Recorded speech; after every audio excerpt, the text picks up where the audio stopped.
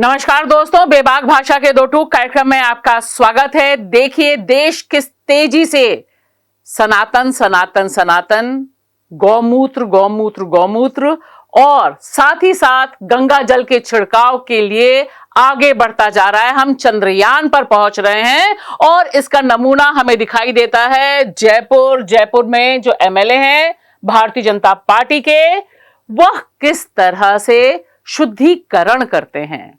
और शुद्धिकरण किसका करते हैं? वे शुद्धिकरण करते हैं उन पार्षदों का जिन्होंने पाला बदलकर यानी कांग्रेस का साथ छोड़कर साथ अपनाया कमल का, बीजेपी में आए।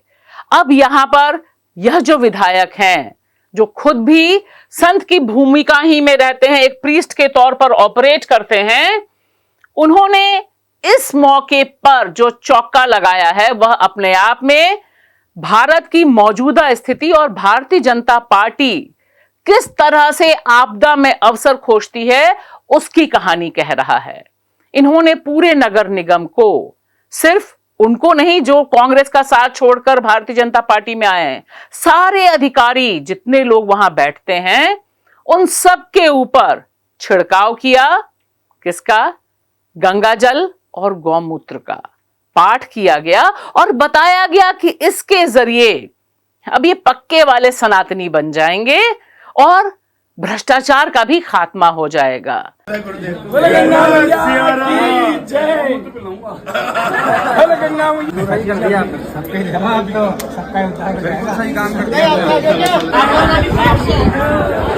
और देखिए दूसरी तस्वीर आई है आंध्र प्रदेश से,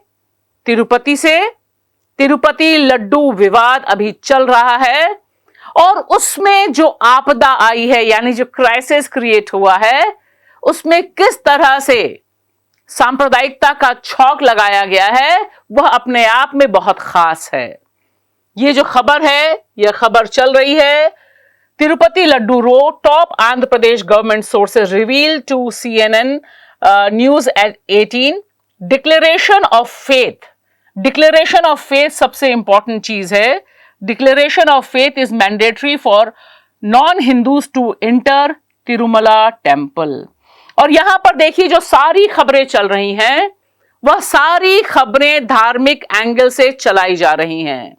यहां ये बताने में भी शर्म नहीं आ रही है इनको कि जिस तरह से यह जगन रेड्डी यानी आंध्र प्रदेश के पूर्व सीएम पर हमला बोल रहे हैं और यह बता रहे हैं कि जगन रेड्डी प्रैक्टिसिंग क्रिश्चियन है और अभी तक मंदिर में वह बिना इसका ऐलान किए आते रहे हैं और यह अपराध अब वह नहीं कर पाएंगे। सारा का सारा माहौल और जिस तरह से क्रिएट किया गया है वह एक बहुत क्लियर संदेश है कि आने वाले दिनों में सारी पॉलिटिक्स इसी दिशा में आगे बढ़ने जा रही है। ये दो तस्वीरें दो अलग अलग राज्यों से हैं लेकिन संदेश सिर्फ एक साफ दे रही हैं कि आज की तारीख में देश में किस तरह का कम्युनल टेंशन, किस तरह का एक जो धर्मनिरपेक्ष कॉन्स्टिट्यूशन है उस पर बुलडोजर चलाने की तैयारी पूरी हो गई है। छिड़काव जारी है। यह छिड़काव जब नकली दवाइयां आती हैं तब नहीं होता, यह छिड़काव तब नहीं होता जब बच्चे भूख से मरते हैं या जब बेरोजगार नौकरी की बात करते हैं।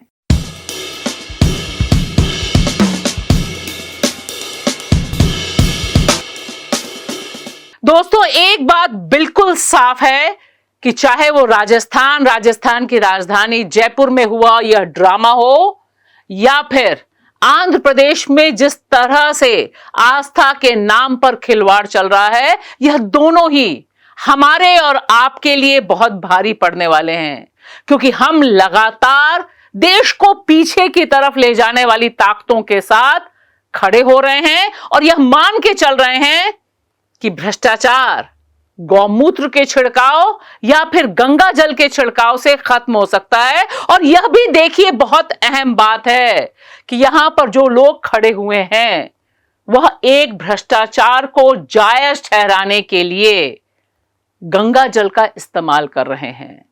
यह भ्रष्टाचार यह है कि आप सत्ता के दबाव में आकर अपना पाला पलटते हैं। सवाल है, क्या महाराष्ट्र में जिन कांग्रेसी या जिन शिवसेना के लोगों को, एनसीपी के लोगों को, अजीत पवार को या एकनाथ शिंदे को इधर से उधर दौड़ाया गया, भाजपा अपने साथ ले गई, क्या गुपचुप रूप से उनके ऊपर भी गंगा जल छिड़का गया, उन्हें गौमूत्र पिलाया गया और उन्हें सनातनी हिंदू में तब्दील किया गया? क्योंकि यहां ये जो शब्द का इस्तेमाल हो रहा है बार बार, सनातन सनातन और सनातन, दरअसल यही सबसे बड़ा आस्था के साथ खिलवाड़ हो रहा है। और जिस तरह से तिरुपति मंदिर को, उसके प्रति जो लोगों की आस्था है, उसका पॉलिटिकल इस्तेमाल हो रहा है और अब यह बताने की कोशिश हो रही है कि यहां पर एक धर्म ही जा सकता है, बाकी धर्म को डिक्लेयर करना होगा और इस बहाने ईसाइयों पर निशाना साधा जा रहा है, मुसलमान पर पहले साधा जाता रहा है। वह देश के लिए खतरनाक है, क्योंकि इस देश में अनगिनत धर्म के लोग रहते हैं जिन्हें आज की तारीख में भी हमारे देश का कॉन्स्टिट्यूशन बराबरी का हक देता है। सबके पास एक ही वोट है और एक वोट की कीमत बराबर है। शुक्रिया।